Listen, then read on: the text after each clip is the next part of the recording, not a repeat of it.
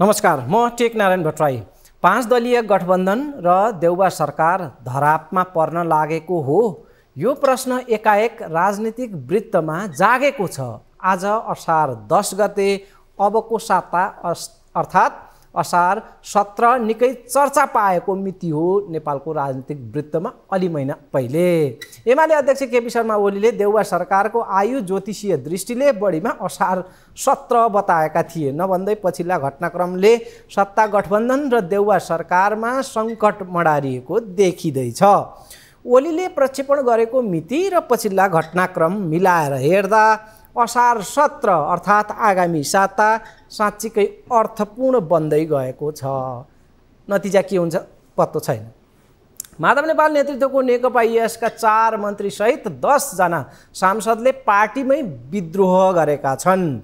Party निर्णय मान्दैनौँ, संसदीय दलको बैठक चाहियो भन्ने तहमा उत्रिएका छन्। उता बाबुराम भट्टराई र उपेन्द्र यादव नेतृत्वको जसपा करिब फुटकै हालतमा छ। नेकपा एस र जसपाका विद्रोहीहरू आपसमा मिलेर देउबा सरकारलाई अल्पमतमा पारिदिन सक्ने स्थितिसम्मको आकलन चलिरहेको छ र एकाएक याद ताजा भएको छ कि नेकपा एमाले अध्यक्ष ओलीले दिएको असार 17 गतेवाला बयान, त्यो म्याद अर्थात् आउने साता के ओलीले भने जस्तै 5 दलीय सत्ता गठबन्धनको आयु आउँदो साता अर्थात् असार 17 गते यो आसपासमा केही तलमाथि हुँदैछ त?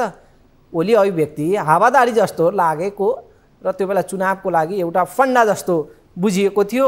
विस्मृतिमा पनि गइसकेको थियो, धेरैले भुलिसकेका अवस्था थियो। ओली अभिव्यक्तिले एकाएक फेरि झस्काएको छ र असार 17 को चर्चा फेरि एकपटक बिउतिएको छ। विराटनगरमा बोल्दै ओलीले भनेका थिए, शेरबहादुर देउबाजी ज्योतिषीमा धेरै विश्वास गर्नुहुन्छ, बोलाएर ज्योतिषीलाई सोध्नुहोस् असार 17 गते जस्ता नक्षत्र र ग्रहहरू छन्। आज ओलीको त्यो अभिव्यक्ति अंशलाई खोजेर सुनाउनु पर्ने देखियो। संक्षेपमा सुनौँ। यो बिचरा गठबन्धन यसको आयु पनि धेरै छैन। मैले एउटा अन्तर्वार्ता दिएको छु। शेरबहादुरजी असाध्य ज्योतिषमा विश्वास गर्नुहुन्छ, त्यसो भए आफ्नो ज्योतिषीलाई बोलाएर सोध्नुहोस् भनेको छु मैले। जेठको महिना कस्तो छ, असारको महिना कस्तो छ सोध्नुहोस्। मैले दिन तोक दिएको छु एउटा, असार 17 गते कस्ता ग्रह दशा नक्षत्रहरू कहाँ छन्, ग्रहहरू कहाँ छन्, त्यो एकपल्ट ज्योतिषीलाई बोलाएर हेर्न लाउनुहोस् त कस्तो छ भनेर उहाँलाई भनेको छु। विचारहरूको साथ गर्नु। मैले गठबन्धनको भविष्य मात्रै बदलिएको थियो। यो संयोगमा मात्रै सीमित रहन्छ या परिणाममा पनि यी घटनाक्रम र यो अभिव्यक्तिको केही तादात्म्य मिल्छ, त्यो प्रतीक्षामा छ। दर्शकबिन, माधव नेपाल नेतृत्वको नेकपा एसका मन्त्रीले पद नछाड्ने बरु पार्टीमा विद्रोह गर्ने सम्मको सङ्केत दिएका छन्। यसका 4 जना मन्त्रीसहित 10 जना सांसदहरूले हस्ताक्षर गरेर पत्र नै जारी गरेका छन् र भनेका छन् मन्त्री फेर्ने पार्टी निर्णय मान्दैनौँ, घुमाउरो प्रकारले मान्दैनौँ भन्ने छ। उनीहरूले अध्यक्ष माधव कुमार नेपाललाई 8 बुँदे ध्यानाकर्षण पत्र बुझाएका छन्। पत्रमा पार्टी सचिवालयको निर्णय नमान्ने भन्दै संसदीय दलको बैठक माग गरिएको छ। पार्टी सचिवालयको बैठक निर्णय होइन, संसदीय बैठक चाहियो।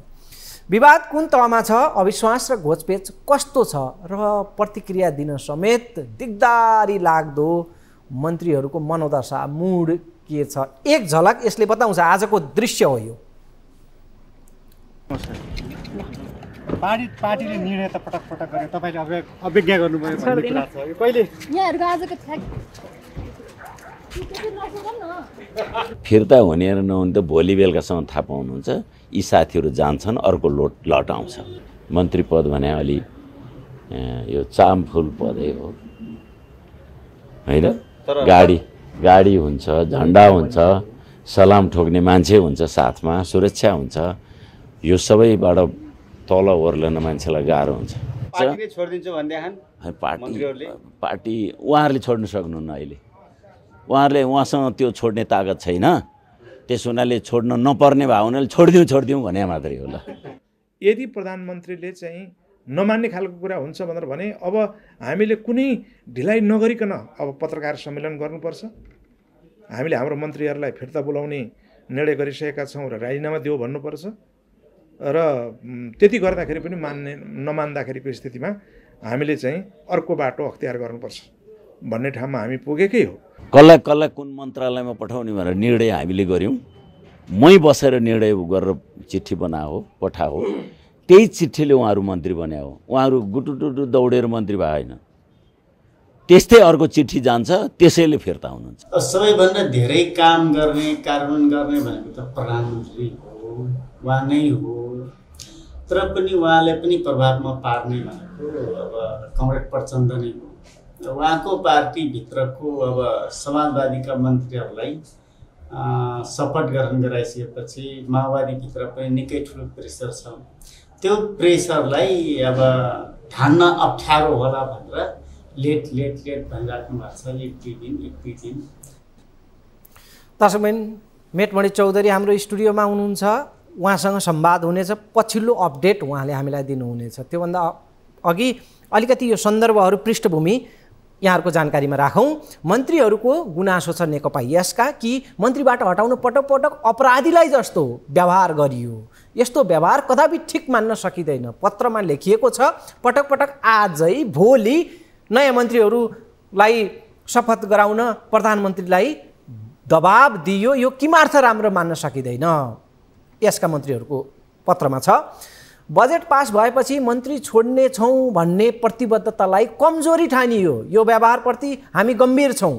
प्रस्ताव गरिएका नयाँ मन्त्रीहरूको नामावली असमावेशी र असन्तुलित छ, यसप्रति पनि हामी गम्भीर असहमत छौँ। बजेट अधिवेशन चलिरहेको समयमा 81 मन्त्रीमण्डल पुनर्गठन गर्ने कुरा सही र स्वाभाविक मान्न सकिन्न, पत्रमा छ।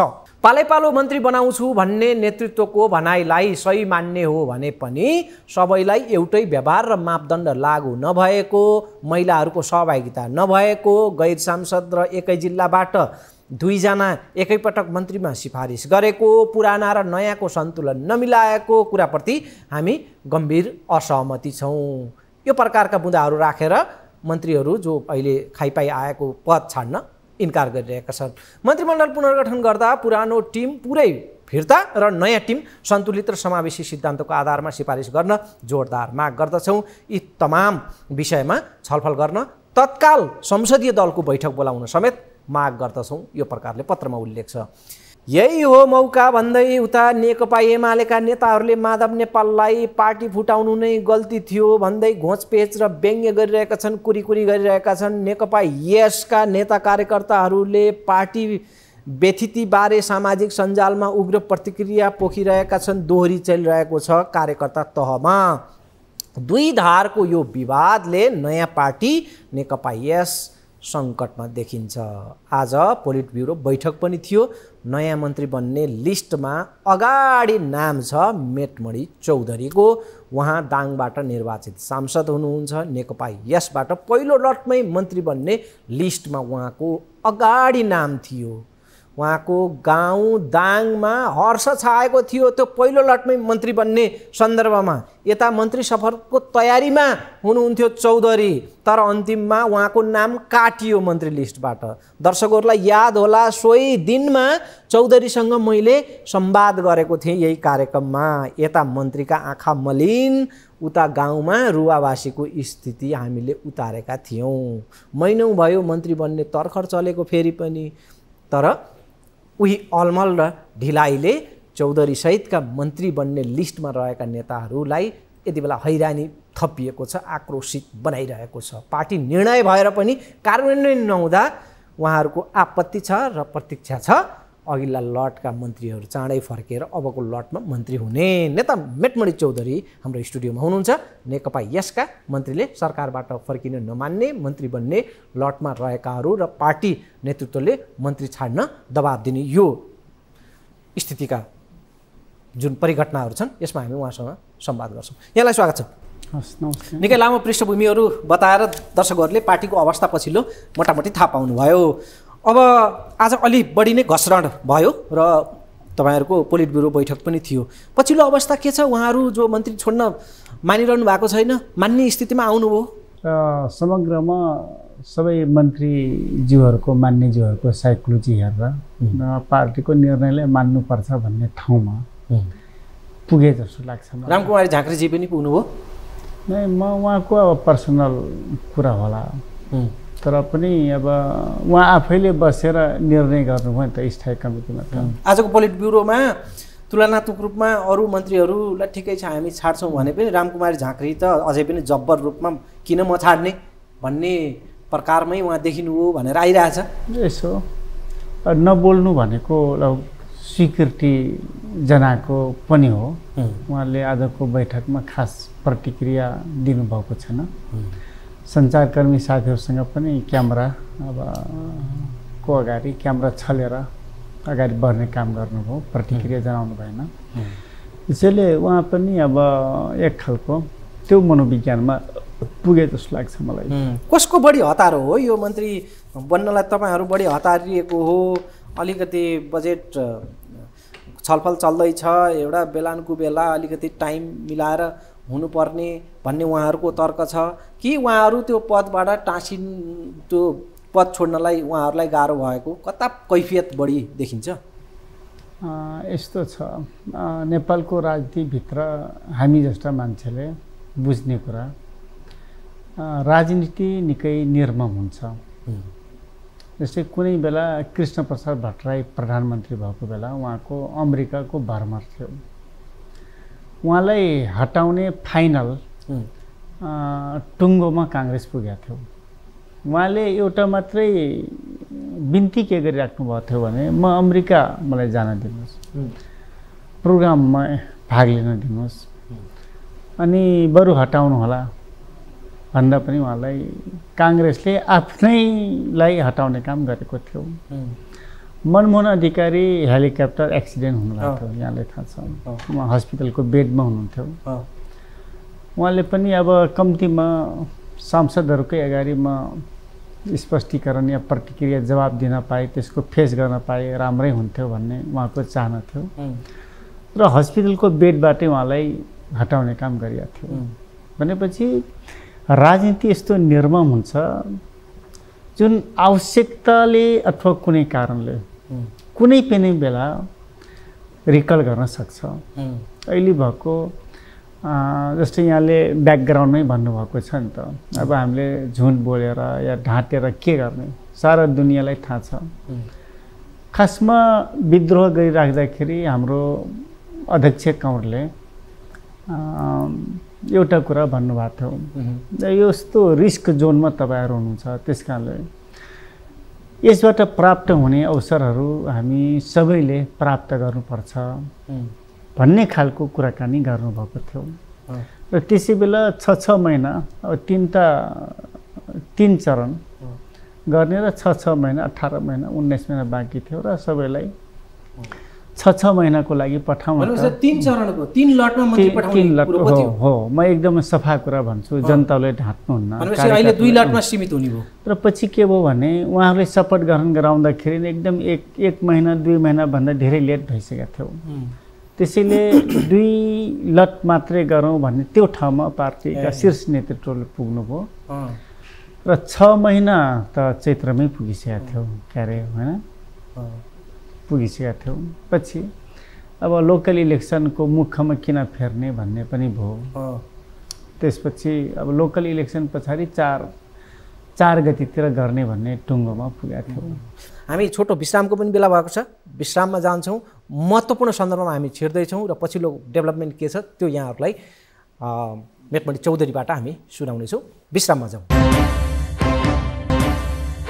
3 लटमा नेकपा यसका मन्त्रीहरू आलो पालो गरेर करिब 18-19 महिनाको समय अवधि हुन्छ, त्यो बिचमा त्यसलाई 3 भागमा बाँडेर मन्त्री पठाउने तपाईँहरूको निर्णय थियो। पछि त्यसलाई 2 भागमा 2 लट बनाउने भनियो। खास मलाई अलिकति जान्न मन लागेको यो 3 लटमा फेरि मन्त्री पठाउनुको फाइदा, त्यसका आधार, त्यसलाई कुन तर्कले जस्टिफाई गर्ने हो? हामीले पोलिटिकल्ली यसलाई जस्टिफाई गर्न सक्दैनौँ, किनकि सांसद भन्ने बित्तिकै मन्त्री बनाउनकै लागि अथवा सपोर्ट गर्ने भनेपछि मन्त्री बन्नको लागि या थप अपर्च्युनिटी प्राप्तिको लागि मात्रै सांसद बन्ने होइन। परन्तु पोलिटिकली हामीले अथवा सोसियली यसलाई जस्टिफाई गर्न सक्दैनौँ। त्यस्तो जस्टिफाई नहुने निर्णय किन, के कारणले, के बाध्यता पर्यो त्यस्तो होइन। तर यति मात्रै हो, कम्तीमा सबै सांसदहरू एक खालको रिस्क जोनमै थियौँ नि त। यदि हाम्रो विपक्षमा सर्वोच्च अदालत भएको भए सम्भवतः हामी आज कोही पनि सांसद हुने थिएनौँ।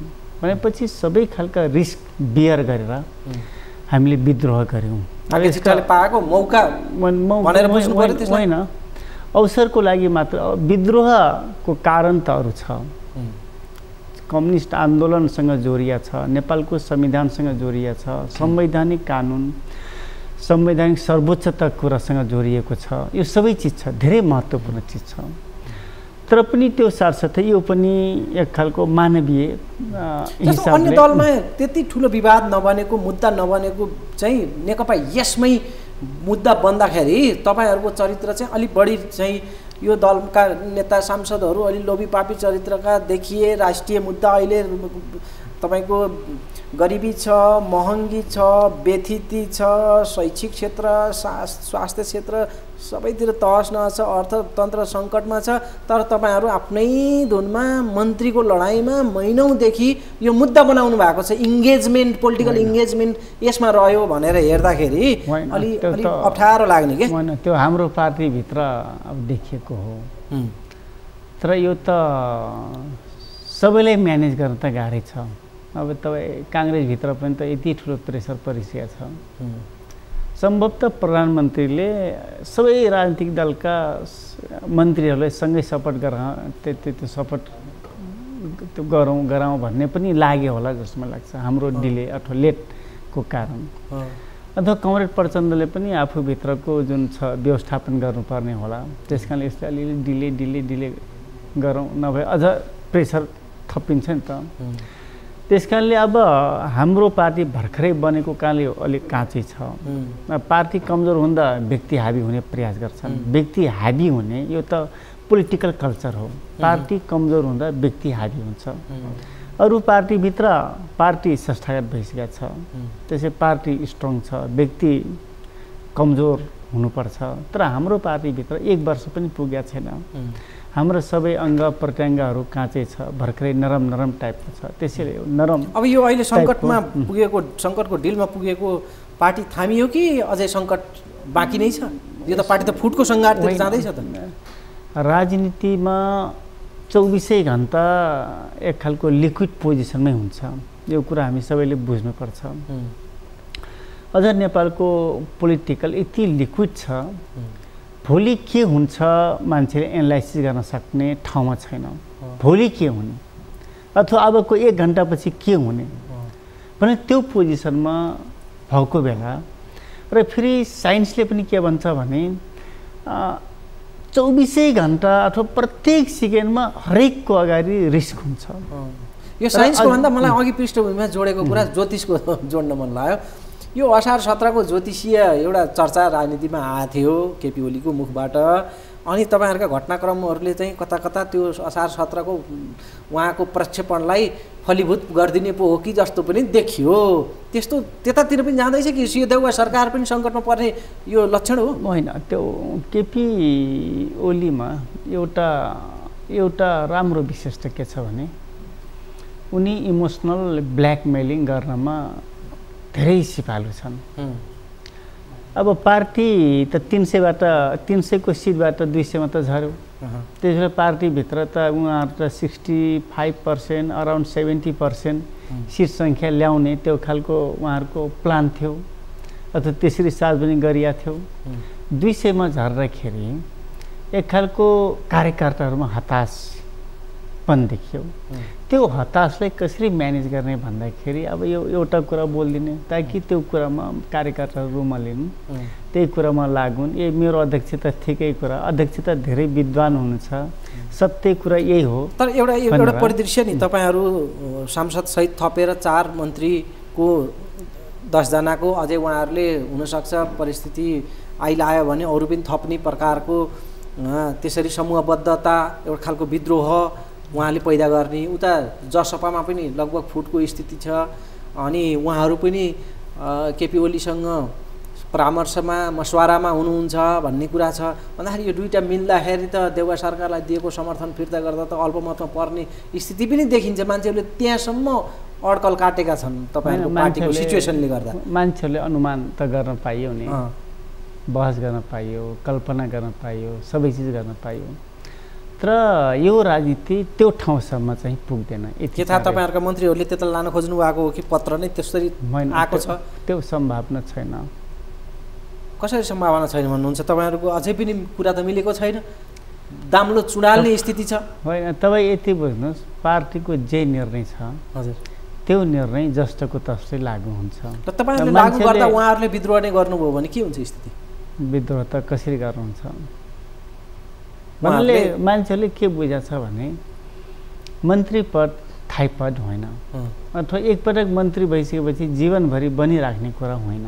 यो कुरा सबै मन्त्री बन्नुभएका साथीहरूले बुझ्नु भएको छ।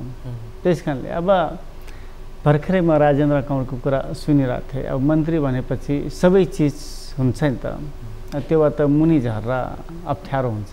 अप्ठ्यारो हुनको लागि अझ 1-2 दिन थप्न सकिन्छ कि भनेर त्यो खालको घुर्की हुनसक्छ। र फेरि जो सिग्नेचर गर्नुभएको छ नि, कति 8-9 जना 8 जना सुन्दैछु म, 8 जना हो। 8 जनामा धेरैले के भनेर गराइएको थियो भने मन्त्री बोलाउनुहुन्न भनेर यो सिग्नेचर गराएको होइन। अहिले महिलाहरू कहाँ जाँदा महिलाहरूलाई समावेशी गरिएन, महिलाहरूलाई मन्त्री बनाइएन भनेर त्यसरी सिग्नेचर गराएको रहेछ। र धनबहादुर मान्यलाई तिमी त के अरे पर्यटन मन्त्री बन्नुपर्छ, ल सिग्नेचर गर, तिमी पर्यटन मन्त्री हुन्छौ भनेर यसरी। अब तपाईँहरू कहिलेसम्ममा शपथ ग्रहण गर्ने तपाईँलाई अपेक्षा छ? परिदृश्य के छ? होइन, मेरो अपेक्षा त के छ भने यसमा फेरि पनि सम्मान्य प्रधानमन्त्री शेरबहादुर देउपामै भर पर्छ यो कुरा। तर मलाई के लाग्छ भने भोलि या पर्सिसम्म होला जस्तो मलाई लाग्छ है। तपाईँको आज अभिव्यक्ति थियो प्रचण्डजीले पनि यसमा रोकिराख्नु भएको छ भनेर, प्रचण्डजी देउवाजी चाहनु भएन भने त कसरी होला त? नै अब प्रेसर गर्नुपर्ने जति भइसकेको छ, भित्तामा पुगिसकेको छ। अब त्योभन्दा पछाडि फर्किने अथवा जान सक्ने ढकेल्दा पनि जाने ठाउँ छैन। इनकेसमा भएन, ल मानिलियो एउटा अब घटनाक्रमले त त्यो सम्भावना पनि देखाइरहेकै छ, त्यो पनि जीवित सम्भावना छ कि प्रधानमन्त्रीले होइन यो अहिले नगरौँ, अब चुनावको मिति घोषणा गर्ने समय छ, तपाईँहरूको गरिसकेपछि माओवादीतिर खुट्टा उचालेर बसेकाहरू छन्, काङ्ग्रेसभित्रै छन्, फेरि त्यता पनि यसको रोग सल्किन्छ भनेर नजाने सम्भावना पनि छन्। त्यो भयो भने तपाईँहरू के गर्नुहुन्छ? होइन, मैले अब पी भनेको सम्भाव्यता = 1/2 त हुन्छ नि, होइन 0.5%। पी भनेको 0.5% नै हो। त्यस कारण यहाँले भने जस्तै पनि हुनसक्छ, तर यो इस्युमा त्यो नहोला, किनकि पार्टीले निर्णय गरिसकेको छ, कन्टिन्यू प्रेसर गरिरहेछ, स्वयं उहाँले त्यो चिजलाई एक्सेप्ट गरिसक्नु भएको छ। थ्योरिटिकली यो ठिक छ भनेर भनिसक्नु भएको छ। अरू कसैलाई मान इज्जत राखिदिनको लागि 1-2 दिन सरेको न हो। त्यस कारण त्यो खालको अनुमानको त म कल्पना गरेको छैन, त्यो सम्भावना पनि छैन। त्यो अवस्थामा पनि तपाईँहरू जे होस् ठिकै छ त। अब पार्टीमा तपाईँको नेता अध्यक्षले पनि पहल त लिएकै हो, कोसिस गरेकै हो, गर्दा अब अर्को चुनाव हुँदैछ, त्यहाँ भाग्य परीक्षण गरौँ, आफ्नो क्षमता परीक्षण गरौँ, अलिकति कुरा त यो 4-6 महिनालाई के भनेर त्यस प्रकारले सोच्न सकिँदैन? होइन, त्यो सोचिन्न, किनकि यदि त्यो सोचियो भने यसलाई अलग तरिकाले पनि सोच्न मिल्छ। जस्तै अलग जस्तै पार्टीको सार्थकताको विषयमा क्वेसन राइज हुन्छ। पार्टीको निर्णय लागू हुँदैन भने पार्टीमा किन लाग्ने? त्यसको राष्ट्रिय परिस्थितिले पनि कहिलेकाहीँ थिच्छ नि त। पार्टी ब्याक हुनुपर्छ नि त। पार्टी भन्दा त केही व्यक्तिहरू मन्त्री बन्ने मामला भन्दा त कहिलेकाहीँ त यो समग्र देशको मामला, जनताको मामला, राष्ट्रिय परिस्थिति त्यो माथि पर्ने होला नि त कहिलेकाहीँ। होइन, यस्तो हो, अहिले 5 दलीय गठबन्धनको नेता हाम्रो प्रधानमन्त्री हुनुहुन्छ हो नि। अहिले 5 दलभित्र कसैको पनि आवश्यक सीट सङ्ख्या अथवा सङ्ख्या नपुगेर हामी 5 दलको बिचमा गठबन्धन भएको, अझै एउटा दललाई थप्ने प्रयास हुँदैछ। 6वटा दल होइन को बिचमा एक खालको कम्प्रोमाइज गरेरै अगाडि बढ्ने हो। अनि एउटा राजनीतिक दलको एउटा संस्थाले या कमिटीले सर्टिफाई गर्छ, डिसिजन गर्छ, अनि त्यसले लागू प्रधानमन्त्रीले जो लागू गर्नुपर्ने मान्छे हो, व्यक्ति हो, संस्था छ, उसले लागू नगर्ने भनेपछि त तपाईहरु सरकारबाट फिर्ता हुने सम्मको स्थिति हुन्छ। त्यो त पार्टीले निर्णय गर्ने कुरा हो। मैले अब यही होला तपाई के भन्नुहुन्छ, गर्नुपर्छ? जब पार्टीको सार्थकताको विषयमा क्वेसन उठ्छ भने पार्टीले त कुनै न कुनै निर्णय त गर्नुपर्छ नि त। अर्कोतिर नि अब तपाईँ यति पाएको जनताबाट प्रतिनिधि, जनताको सुख दुःख देखेको मान्छे, त्यसमा पनि एउटा मार्जिनलाइज्ड समुदायबाट चौधरी हुनुहुन्छ। अब हेर्नुहोस् है, चुनावको मिति घोषणाको सङ्घार छ, चाहन्छौँ तपाईँहरूसँग मन्त्री नै हुनुभएछ भने 4-6 महिनाको भोग चलन हो। अब यो मन्त्री फेर्दा त्यो मन्त्रीको कार्यालय, उसको सचिवालय, उसका पर्दादेखि कुर्सीसम्म, उसको त्यो होल सेटअप, गाडी, जनशक्ति, होइन, शपथदेखि लिएर यो सारा एउटा खालको प्रशासनिक प्रपञ्चमा कति झमेला छ, कति राज्य कोषको त्यहाँ तलबितल पर्छ, कति समयको बर्बादी छ, एउटा सेट बनेको छ, काम गर्नुपर्ने बेला छ, प्रतिकूल छ, देशमा सङ्कट छ, जनता समस्यामा छन्। यो हिसाबले काम गरेर साथी हो, हामी पछाडि छौँ भनेर तपाईँहरूले 8 भरोसा दिएर एकछिन लोभ लालच नदेखाउँदा के बित्छ हो 4-6 महिना? यसो मैले चाहेर म मन्त्री बन्ने हो र, अथवा अर्को व्यक्तिले चाहेर मन्त्री बन्ने हो र? यसले मेरो चाहनाले मन्त्री बन्ने र मन्त्रीबाट हट्ने कुरा हुँदैन। मैले भने नि योभन्दा अगाडिको 2टा एक्जाम्पलहरू दिएको थिएँ। पोलिटिकल भनेको त्यो पोजिसनमा पनि पोलिटिकल अथवा राजनीति अगाडि बढ्न सक्छ।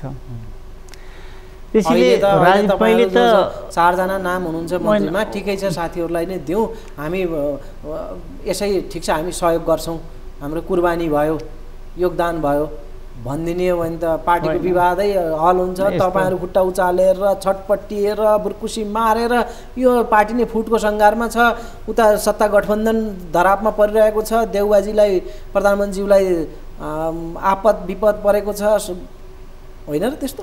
होइन, मैले कुर्बानी गरेर मन्त्री नबन्ने कुरा अथवा मैले इच्छाएर मन्त्री बन्ने कुरा, यो दुईटै मिल्दैन।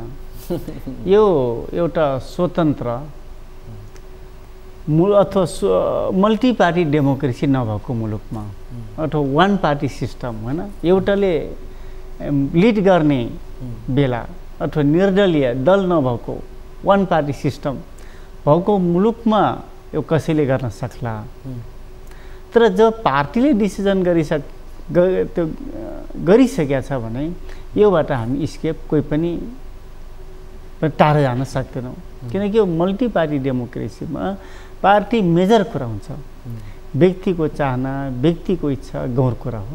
तपाईँ फेरि पनि आफ्नो निर्वाचन क्षेत्रबाटै संसदमा उठ्नुहुन्छ? मैले त नउठ्ने कुरै छैन नि। कुरै छैन, जित्ने सम्भावना पनि छ? त जितिन्छ नि। मैले के अहिले तपाईँ यति बुझ्नुहोस्, अहिले गएको स्थानीय चुनावमा तपाईँको क्षेत्रबाट, तपाईँको जिल्लाबाट आफ्नो निर्वाचन क्षेत्रको दशा कस्तो देखियो मतमा, अनि त्यसले संसदीय चुनावमा जित्ने इसारा दिन्छ? लोकल इलेक्सन र फेडरल अथवा सङ्घीय निर्वाचनको रिजल्ट फरक आउँछ। त्यो त एमालेहरू त्यही भनेर आशा गरिरहनु भएको छ। अब तपाईँहरू पनि त्यही तर्क गर्नुहुन्छ भने कसरी बुझ्नु? होइन, यो धेरै फरक कुरा हो। लोकल इलेक्सनमा प्रत्येक घरमा उम्मेदवार हुन्छन्, त्यसपछि आफ्नो मान्छेलाई लगभग कुनै न कुनै तरिकाले टाइअप भएर हुन्छ। तर फेडरल इलेक्सन भनेको अलिक फरक कुरा हो, फरक क्यारेक्टरका कुरा हो। त्यहाँ पनि त्यसबेला पनि व्यक्ति हेरिन्छ, अलिक ठुलो भोलुममा हुन्छ नि सङ्ख्या पनि। त्यस कारणले काम गर्न सक्ने मान्छे, उसको हैसियत, त्यसपछि सांसद हुँदा संसदभित्र खेलेको भूमिका, जनताहरूको पक्षमा, त्यसपछि जनताको पक्षमा उठेका आवाज, यो सबै चिजलाई मध्यनजर गर्छ, सेन्ट्रलाइज गर्छ र भोट हाल्छ। जस अब जित्नुहुन्छ तपाईँले, अब अन्तिममा तपाईँले नै उकासेर पार्टी विभाजनको तपाईँ एउटा चाहिँ त्यो क्याटलिस्ट भूमिकामा हुनुभयो भनेर चर्चा थियो त्यो बेलै, होइन? तपाईँ बडा पार्टी फुटाल्नलाई, दाम्लो चुडाल्नलाई, ओलीबाट अलग हुनका लागि अलिक बढी बुर्कुसी तपाईँ मार्नुभयो भन्ने थियो। अनि अहिले पार्टी फुटाएर ठिक गरियो भन्ने छ कि फेरि वाम गठबन्धन नै गर्नुपर्नेतिर तपाईँहरूलाई मन गएको छ? के छ स्थिति, मनोदशा? छैन। जस्तै पार्टी हामीले विद्रोह गऱ्यौँ, ठिक गऱ्यौँ, धेरै राम्रो गऱ्यौँ। यदि त्यो नगरेको भए दुईटा कुरा हुन्थ्यो। एउटा, रसियामा गोर्बाचोभले कम्युनिस्ट आन्दोलनलाई विघटन गर्दा जे रिजल्ट आयो, नेपालको कम्युनिस्ट आन्दोलनको पोजिसन पनि त्यो हुन्थ्यो।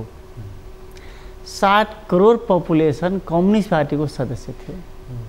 रसिया कम्युनिस्ट पार्टी विघटन हुँदा एकजना मान्छे सडकमा त्यो विघटनको विपक्षमा एउटा मान्छे पनि निस्केन। भारतमा 30 वर्ष, 25 वर्ष, 20 वर्ष कम्युनिस्ट पार्टीको नेतृत्वमा सरकार थियो नि, तर नेतृत्वले बेठिक गरेर आज कम्युनिस्ट पार्टीको पोजिसन के छ त्यो पोजिसन हुन्थ्यो। आखिरमा यति ठुलो बहुमत हुँदा पनि विभाजन पछिको मतनतिजाले काङ्ग्रेसलाई फाइदा गर्यो, गैर कम्युनिस्टलाई फाइदा गर्यो। त्यसले त प्रष्ट तस्बिर देखायो त, तपाईँको फुटको असर देखियो? होइन, फुटको असर त देखियो। काङ्ग्रेस पार्टी लार्जेस्ट पार्टी बन्यो होइन, जम्मा 23 थियो मात्रै चुनाव जितेको थियो, तर अहिले लार्जेस्ट पार्टी बनेको छ। कम्तीमा काङ्ग्रेस जित्दा या माओवादी सिट धेरै ल्याउँदै गएर लोकतन्त्र त जोगियो नि। केपी ओली त्यो विद्रोह या ऊ नगरेको भए लोकतन्त्रमै च्यालेन्ज आइसकेको थियो। लोकतन्त्र गठबन्धनको, वाम गठबन्धनको औचित्य आवश्यकता ओलीसँग फेरि पनि सहकार्य औचित्य देख्नुहुन्न? ओलीसँग त हुँदैन यति चाँडै। अब भोलि राजनीति हो, सबैसँग मिल्न सकिन्छ। भोलि लेफ्ट विङको बिचमा एकता गरौँ भन्ने क्वेसन उठ्न सक्छ, अथवा जनताको लेभलबाट प्रेसर पर्न सक्छ, तर ओली रहन सम्भव छैन। ल हुन्छ, यो समय र संवादले पछिल्लो राजनीतिक परिस्थिति, खास गरी नेकपा यसमा के गुज्रिरहेको छ त्यो बुझ्नलाई हाम्रो दर्शकहरूलाई मद्दत मिल्यो। यहाँको दिएको सूचना अनुसार सायद 1-2 दिनमा यहाँ मन्त्री बन्नुहुनेछ, त्यो लिस्टमा यहाँको अगाडि नाम छ। यहाँलाई शुभकामना पनि छ र राम्रो काम होस् यहाँबाट। र समय र संवादको लागि यहाँलाई धन्यवाद। दर्शक हामीले नेकपा यसका नेता जो दाङबाट प्रतिनिधि सभामा सांसद निर्वाचित हुनुहुन्छ मेटमणि चौधरीसँग संवाद गऱ्यौँ। समय सकियो, बिदा हुन्छु, नमस्कार।